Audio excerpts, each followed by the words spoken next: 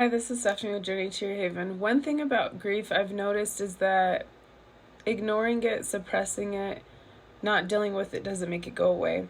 And I remember that I had gotten to a pretty stable place, I felt like, when I was grieving my brother Matthew, and I still do from time to time. It gets really difficult and really hard, and I have a lot of questions, and I just wish that he would still be here and he would still have some of the experiences that we have.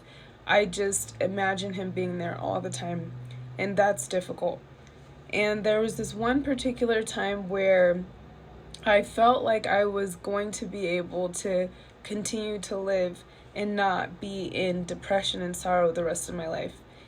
And so I felt like I was doing better and things were better and I had a better perspective and way of dealing with the grief where it wasn't debilitating.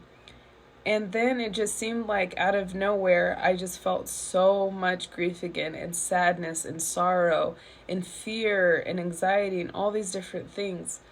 And when that happened, I just felt like I don't want to deal with this. I don't want to be back where I was. I think I'm regressing again. I think I'm getting worse again. And so I just tried to busy myself and ignore it and not pay attention to it. And almost like I was trying to dodge it.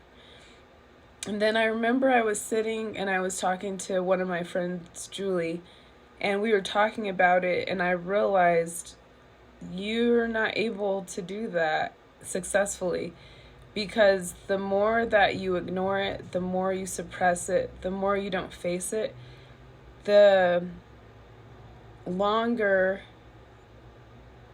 that it overwhelms you, and the longer it's on your mind, the longer it starts feeling like it's suffocating you and that you're underwater and you're getting ready to drown in all of it. And so I started realizing that how am I feeling, and really looking at those things and acknowledging them and not ignoring them, and being honest with where I was and how I felt.